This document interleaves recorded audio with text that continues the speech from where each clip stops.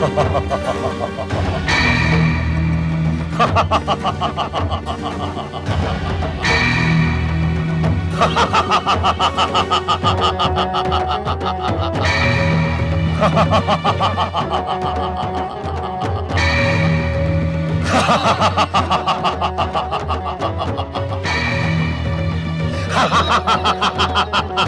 अहंकार ना दिखाओ दक्ष। अहंकार? अहंकार तो अब हमारा स्वभाव है ब्रह्मदेव। कारण कि हम आपके शरीर में उत्पन्न अहंकार के विस्फोट से ही उत्पन्न हुए हैं। इसी कारण तो तुम हमारे पुत्र के समान हुए दक्ष। तुम हमसे श्रेष्ठ कैसे हो सकते हो? अहंकार का ऐसा ही स्वभाव होता है। जहां उसकी शक्ति का पलड़ा झुकने लगता है, वो तुरंत साथ साधकर संबंध स्थापित कर लेता है। ऐसे समय आप पिता और पुत्र के संबंध का उल्लेख कर स्वयं को सर्वश्रेष्ठ बता रहे हैं। हम सत्य कह रहे हैं दक्ष। अहंकार असत्य के अतिरिक्त कुछ नहीं कहता। क्या तुम्हें इस परम सत्य का ज्ञान है? हाँ, मुझे तो है, किंतु आपको नहीं है। इसी कारण स्वयं को सर्वश्रेष्ठ बताकर हमारी सर्वश्रेष्ठता से विमुख हो रहे हैं। दक्ष!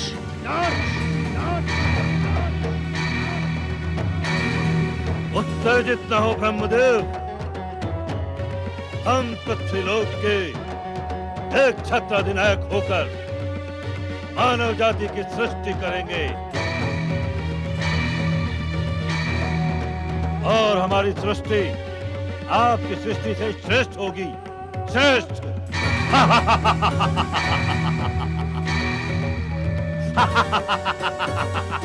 दक्ष, तुमने अपने जन्मदाता सृष्टि के रचनाकार ब्रह्मदेव को चुनौती देने का दुस्साहस किया है। एक पुत्र के कर्तव्य से विमुख होकर तुमने पुत्र पाने का अधिकार खो दिया है।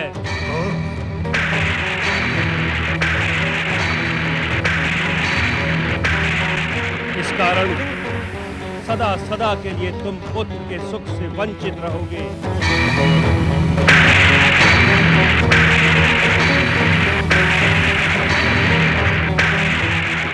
तुम केवल कन्याओं के पिता बनोगे।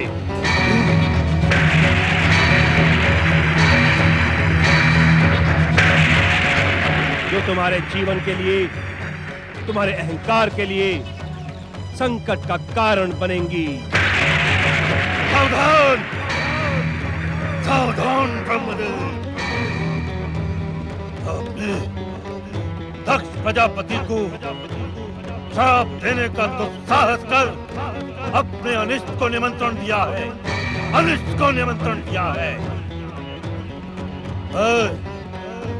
दक्ष प्रजापति, आपको श्राप देता हूँ। आप सृष्टि के रचयिता होते हुए भी मेरी बनाई हुई सृष्टि में पूज्य स्थान प्राप्त नहीं कर सकेंगे। कोई भी पृथ्वीवासी आपकी पूजा कर सुखी नहीं होगा।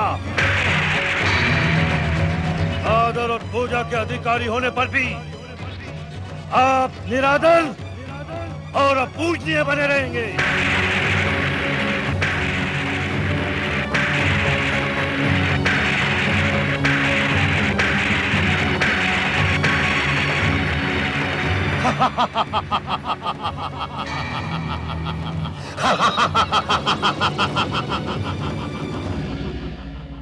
नारायण नारायण। अपने मानस पिता ब्रह्मदेव का अभिमान और भैया दक्ष का प्रतिशोध देखकर निरंतर श्री हरि की भक्ति में लगा मेरा ये मन और अधिक व्याकुल हो गया है। जिज्ञासा की उद्विग्नता बढ़ती ही जा रही है, किंतु श्री महागणेश के अतिरिक्त इस नारद की जिज्ञासा का शमन और कौन करेगा? किंतु मैं श्री महागणेश को कहां ढूंढूं? वे तो केवल अपनी कृपा से ही अपने भक्तों को दर्शनों का लाभ प्रदान करते हैं।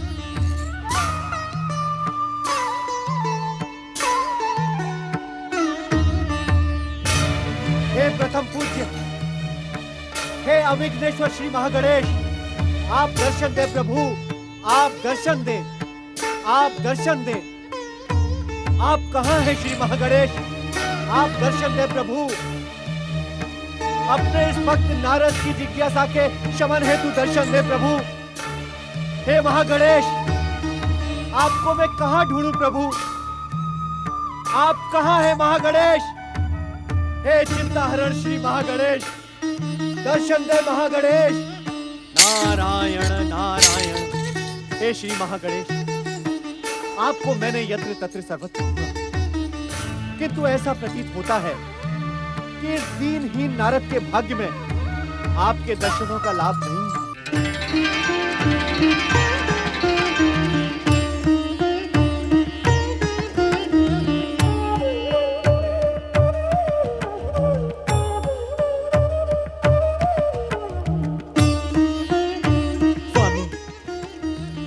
गणेश, इतने अधिक व्याकुल होकर हमें क्यों पुकार रहे हो देवर्षि नारद? हे प्रभु, हे प्रभु, मैं धन्य हो गया। आपने अपने इस भक्त को दर्शन देकर अपने इस भक्त की लाज रख ली प्रभु। सच्चे मन से पुकारने वालों को दर्शन देना हमारा कर्तव्य है देवर्षि।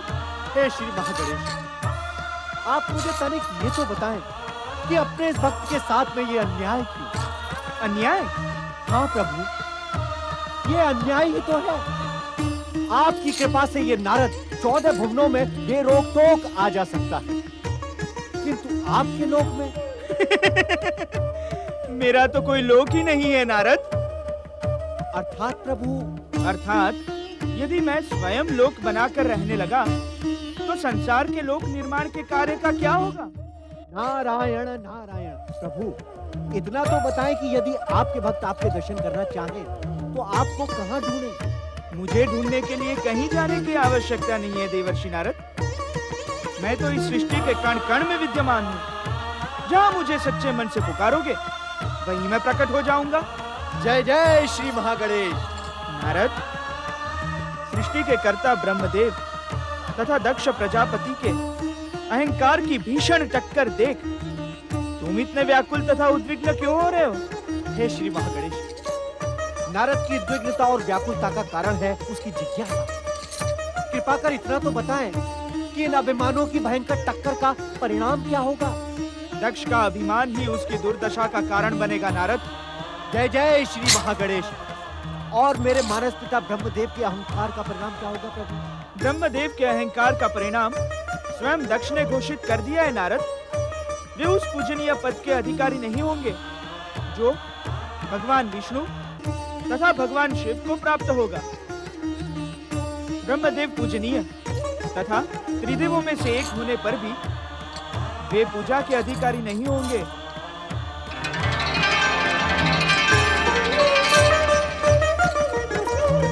जय जय श्री महागणेश। जय जय श्री महागणेश। नारायण नारायण।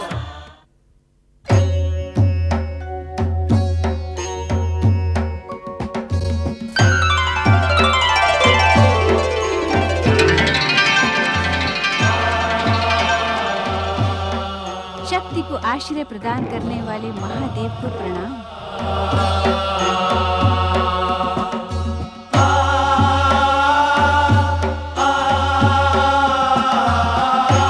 महादेवी शक्ति, आप तो सदा सदा हमारे अस्तित्व में ही समाई रहती हैं। हाँ स्वामी, संसार की शक्ति का आश्रय तो आप ही हैं। शिव आपका आश्रय है अथवा स्वयं आपसे आश्रय पाता है, ये चिंतन का विषय है, क्योंकि शक्ति के बिना शिव भी शव है। कहें, इस समय प्रकट होने का उद्देश्य क्या है? मानवीय स्वरूप में जन्म लेने की आकांक्षा के कारण ही मैं आपके सन्मुख प्रकट हुई हूँ। मानवीय जीवन प्राप्त करना अत्यंत ही सौभाग्य की आकांक्षा है, परंतु मानवीय जीवन में सुख के साथ दुख भी समान रूप से उपस्थित रहता है। पति रूप में आपको पाकर आपकी सेवा करने का महान सुख प्राप्त करने की आकांक्षा में शक्ति के लिए संसार का हर दुख सुख बन जाए। अर्थात आपका मन मातृत्व का सुख प्राप्त करने को लालायित है। हाँ अंतर्यामी, मातृत्व का गौरव प्राप्त करना नारी जीवन की सर्वश्रेष्ठ अभिलाषा होती है। आप मौन क्यों हो गए प्रभु? मानवीय जीवन की नियति से अनभिज्ञ नहीं है महादेवी। मानव मन की समस्त आकांक्षाएं पूर्ण नहीं होती। कहीं आप मानवीय रूप में जन्म लेकर परिस्थितियों के दुष्चक्र में उलझ न जाएं। महादेव, शिव की शक्ति क्या परिस्थितियों के दुष्चक्र में उलझ सकती है? महादेवी, मानव नियति से जुड़ने के पश्चात यदि आप अलौकिक संयोग प्राप्त करेंगी तो क्या मानव जाति आपको अपना आदर्श बनाएगी? मैं आपकी बात से सहमत हूँ स्वामी। मैं बिना अलौकिक सहयोग के मानव जीवन के दुख झेलने को भी प्रस्तुत हूँ। महादेवी, इस पुनीत कार्य के लिए आप उचित अवसर की प्रतीक्षा क्यों नहीं करती? कब आएगा वो उचित अवसर? वो तो परमदेव श्री महागणेश की इच्छा पर ही निर्भर है। श्री महागणेश?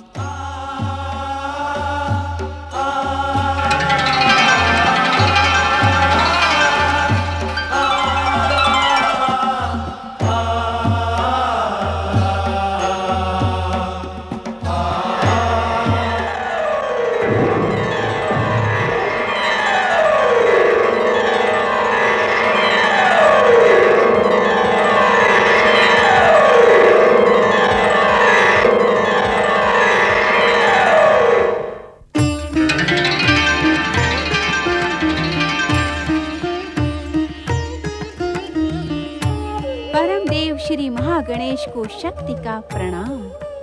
मातृशक्ति, आप जगत पूज्य हैं। मुझ महागणेश में रचना शक्ति के जो अंश विद्यमान हैं, वे आप ही की शक्ति के तत्व से प्राप्त हुए हैं। सर्वेश्वर श्री महागणेश, आप तो सृष्टि के मूलाधार हैं। आप प्रथम पूज्य हैं। आप ही सृष्टि के समस्त जड़ चेतन की वंदना के अधिकारी हैं। मैं आपके सन्मुख एक आकांक्षा लेकर प्रकट हुई हूँ। आपकी आकांक्षा का ज्ञान हमें भली भांति है मातृशक्ति। आपने महादेव शिव के सम्मुख जो मानवीय रूप धारण करने की इच्छा प्रकट की है, उसके पीछे आपकी माता बनने की कामना है। आपने पुत्र रूप में हमें प्राप्त कर हमें गौरव प्रदान करने की अभिलाषा की है। आप तो बिना कहे ही सब कुछ जान गए सर्वेश्वर श्री महागणेश। अब कृपा करके मेरी अभिलाषा भी पूर्ण करें। हे मातृशक्ति, आपकी अभिलाषा पूर्ण कर आपकी गोद में खेलने के लिए मेरा मन अभी से मचल रहा है। किंतु क्या श्री महागणेश? हम भी भगवान शिव की बात से सहमत हैं मातृशक्ति। ये समय मानवीय अवतार धारण करने के लिए उचित नहीं है। कारण? मातृशक्ति, आपको हमें पुत्र के रूप में प्राप्त करने के लिए लंबी प्रतीक्षा करनी होगी। मैं आपको पुत्र रूप में पाने के लिए लंबी प्रतीक्षा नहीं कर सकती श्री महागणेश।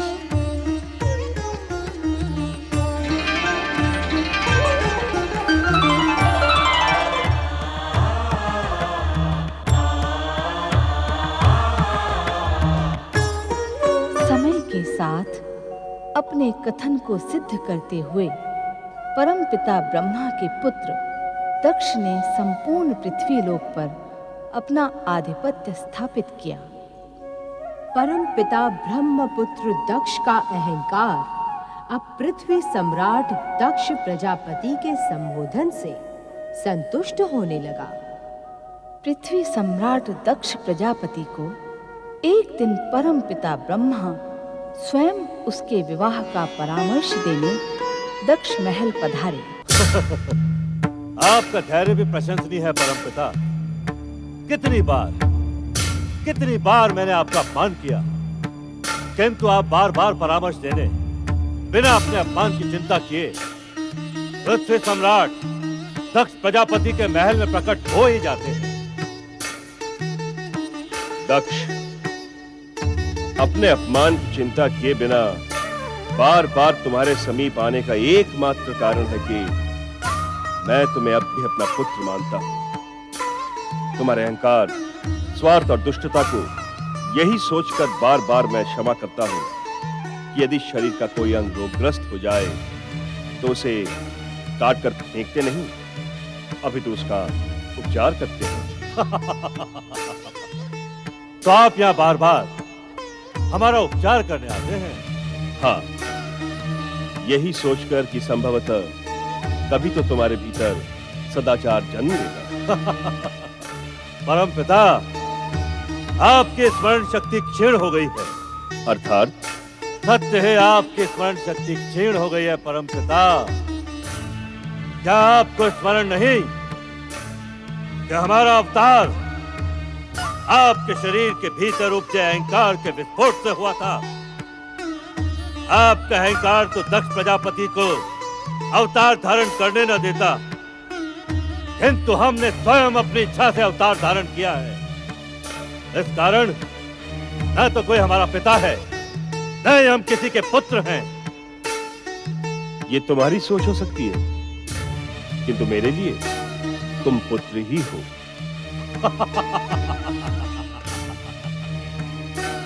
आश्चर्य है कि श्रापित होकर भी आपका स्वार्थ और स्वाभिमान नष्ट नहीं हुआ। दक्ष प्रजापति से संबंध जोड़ने का एक भी अवसर मिलने पर आप कदाचित नहीं चूकते हैं।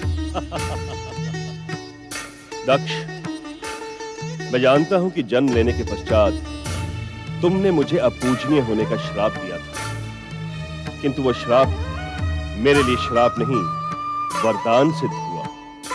वरदान? तुम्हारा चकित होना स्वाभाविक ही है दक्ष, क्योंकि आज तक जिस श्राप के कारण तुम्हारा अहंकार संतुष्ट होता था, आज वो मिथ्या प्रमाणित हो रहा है। कारण जानने के इच्छुक हो? अवश्य अवश्य। प्रजापति दक्ष अवश्य वो कारण जानने के इच्छुक है ब्रह्मदेव। यह उनका श्राप वरदान कैसे हो गया?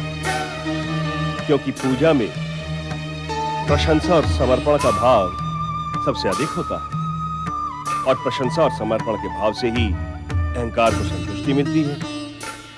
और तुम्हारे ही श्राप के कारण कोई पृथ्वीवासी मेरी पूजा नहीं करता, जिससे मेरा अहंकार सदा शांत रहता है।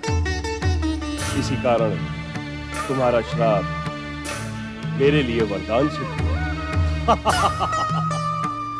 अर्थात अनजाने ही दक्ष प्रजापति ने आप पर महान उपकार किया है। निसंदेह।